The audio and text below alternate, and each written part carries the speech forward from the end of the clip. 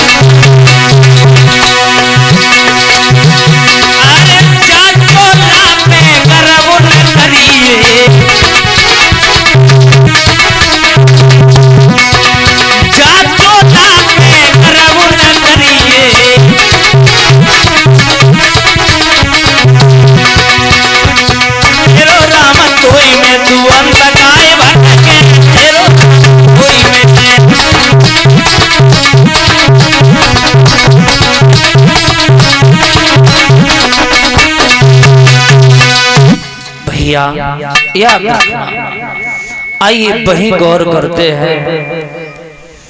प्रसंग चल रहा था महाराज हरिश्चंद्र के बारे में। परीक्षित जी कहाँ चल रही थी कथा, हम तो भूल भी गए।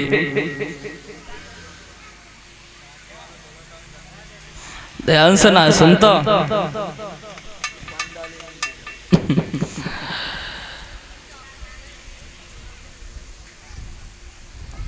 मैया नवल्ले तुम बताओ। दोनों लोग सुनते हो ऐसे तो ना आया एक ही लोग सुनते हो। हाँ मैया बताएंगी हमारी कहाँ चल रही थी कथा। तुम तो वो हाल कर रहे हो, अंधो आदमी पगैया बटरो पीछे तो बकरिया खा जाते बराबर करते जाते हैं। तो हमारे आने का यहाँ कोई उद्देश्य नहीं हुआ। बोलिए आनंद कंद भगवान की। प्रसंग चल रहा था, गुरु वशिष्ठ और विश्वामित्र आपस में बहस कर रहे हैं। वशिष्ठ कहते हमारा शिष्य हरिश्चंद्र बहुत बड़ा दानवीर है। तो विश्वामित्र ने कहा ओए वशिष्ठ इतनी बड़ाई न करो, मुझे पता है जब सावन भादों आते ना तो नदियां भी उफान मारने लगती हैं, इसलिए इतनी बड़ाई न करो। तो विश्वामित्र ने जब इतनी बात कही तो गुरु वशिष्ठ कहते नहीं मानते हो तो जाओ परीक्षा ले लो। विश्वामित्र बोले बिल्कुल लेंगे, बिना परीक्षा के तो रह ही नहीं सकते। जवाब दिया है कि बिल्कुल परीक्षा लेंगे। तो आज परीक्षा लेने के लिए विश्वामित्र चले किनकी, हरिश्चंद्र की। सूकर का रूप बनाया विश्वामित्र ने और सूकर का रूप बनाकर के मेरे भैया हरिश्चंद्र के बगिया में पहुंच करके और हरिश्चंद्र का बाग उजाड़ दिया। माली ने जब रोकने की कोशिश की तो माली के ऊपर हमला कर दिया, माली की जंगा को फाड़ दिया। माली रोता हुआ हरिश्चंद्र के पास में पहुंचा, महाराज की जय हो। कहिए माली क्या बात है। महाराज गजब हो गया, क्या हुआ। आज बाग में एक ऐसा सूकर आया है जिसने थोड़ी देर में सारे बाग को तहस बहस कर दिया। एक बात कही है कि बगिया में सुनियो महाराज एक सूकर ऐसो आओ है।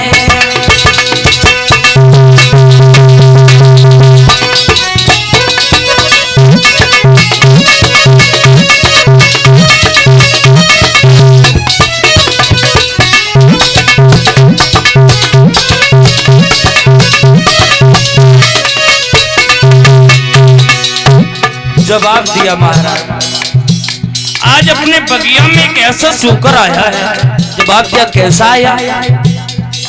तो माली समझाता हरिश्चंद्र से, सुनिए महाराज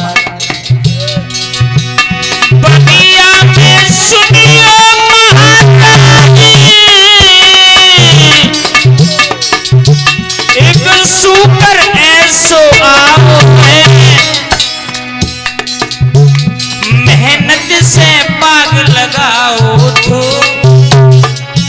बने पल में धूरी मिलाओ है।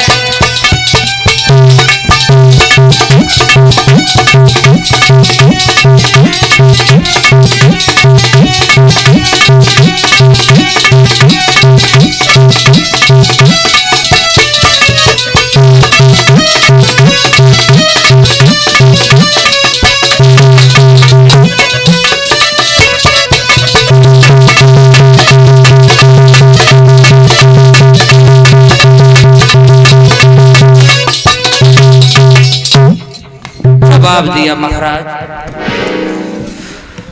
बाग में एक ऐसा सूकर आया है, इतनी मेहनत से बाग लगाया था, सारे बाग को पल में धूल मिला दिया।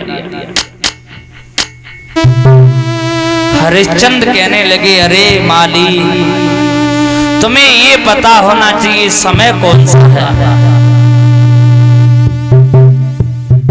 जवाब दिया, संध्या का समय है। तो संध्या के समय अगर दुश्मन भी दरवाजे पर आ जाता है तो हम उसे भी स्थान देते हैं, अपमान नहीं करते हैं। और संध्या होती कब है परीक्षित जी? सूर्य अस्त होने के 1.5 घंटा पहले और सूर्य अस्त होने के बाद 1.5 घंटा, जो बीच में संधि होती है उसे संध्या का समय कहते हैं। और संध्या के समय पर कुछ काम ऐसे होते जो